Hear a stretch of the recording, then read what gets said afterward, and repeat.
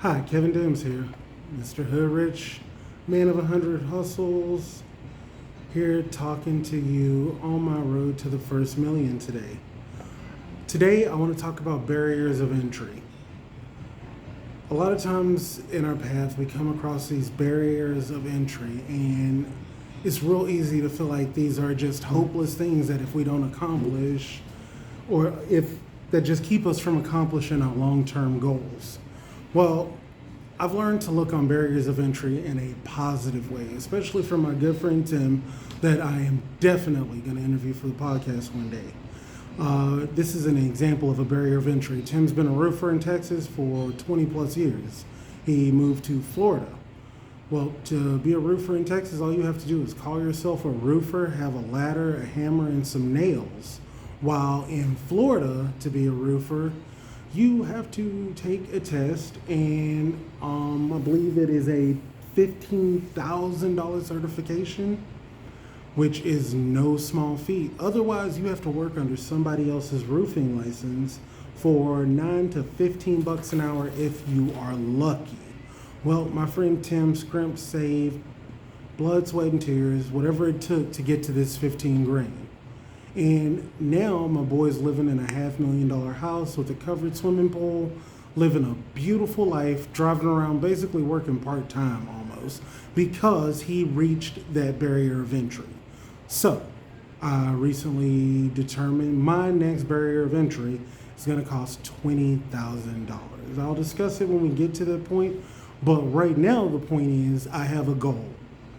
And that goal is $20,000, be it blood, sweat, and tears. I was literally about to donate plasma, but because of my weird diet, my veins aren't big enough. But at this point in life, I really am, I just need to hit that next level. And I feel like this $20,000 barrier of entry is what it takes.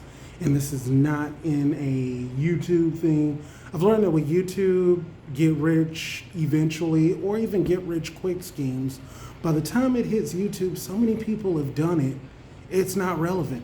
I have literally researched this business model for probably about 6 months now. I've played with it, and I have come across how this barrier of entry is set up to where if I don't get the right licensings and certifications, it's what holds me back. But once I cross that line, I hit that first million in almost no time at all.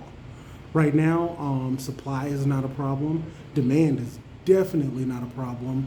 And the products that I'm looking to move are always constantly in demand, even broken. There are people that fix these products and happily will buy them broken all over the world. So to me, this $20,000 barrier of entry is worth it. One of my hustles is Tasker. That's hustle number 4 that has moved up to hustle number 3 since eBay got shut down. I am coming to y'all from the trenches. I am coming to y'all from the razor's edge of my rock bottom. Like, one thing goes wrong in my life right now, and everything falls apart. I am literally grinding and hustling just to keep a roof over my head. Last week, I dodged an eviction by 2 days. I had a court-ordered eviction, and if I didn't come with 2 G's on Monday, I was going to lose my house. My house is my warehouse. It's my place of business. It's also my residence. So I stepped it up, got into grind mode, and I hit $2,500 of that $2,000 goal. So that being said, now that I know that I can make $2,500 in a week, I set a $2,000 goal for myself minimum. After meeting Mr. Roger Smith, that I would love to interview on a podcast, I realized not to just set that $2,000 goal next week, set something outrageously higher than that $2,000 goal, and then allow my brain to figure out how to make it happen. That's the thing with these barriers of entry. Now that I know the goal, my job is to figure out how to make it happen. That means if I have to donate plasma, if I have to buy and sell on Craigslist, eBay, if I have to pick up side jobs, literally cleaning toilets, washing dishes, putting together furniture, you name it, I am doing every which way I can because my dreams are bigger than my ego right now. I've hit a point in my life where I can't just keep grinding for somebody else's dream. Michael Vasu, one of the amazing, awesome millionaires that I would love, you'll get to hear in my podcast eventually, wants me to come work for him. This man has people working for him that easily make $400,000 a year annually. Guy's younger than me. And Michael's willing to hold my hand to get me through the initial grind of selling insurance because he does believe in me that much. But with my type A personality, if I go back to selling insurance, I'm a competitor. I'm a fucking predator. I am going to put in 60 to 90 hours a week. I am going to become a top level salesman because that's just who I am. But unfortunately, if I don't stay the course, just like in Mr. Smith's book, if I don't stay the course, I picture myself having that David Brown, Les Goggins moment at the end of my life of, hey, Kevin, these are all the things you could have been, all of the things you should have done, and you didn't do.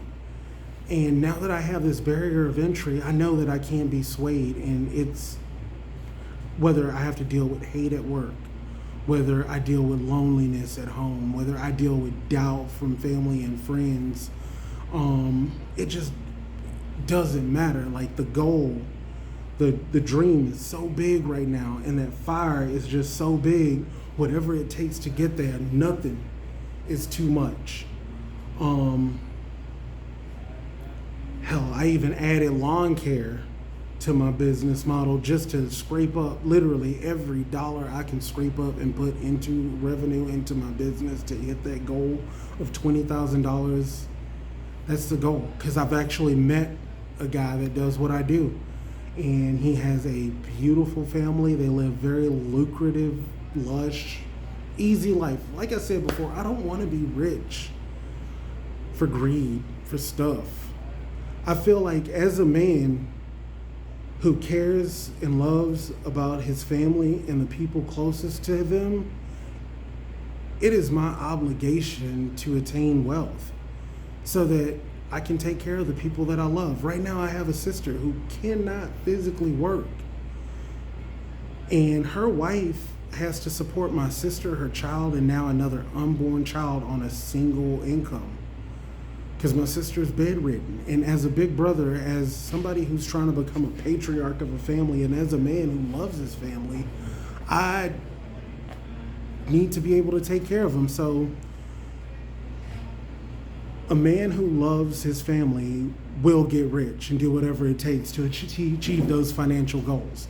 That's all I got for now. Thanks.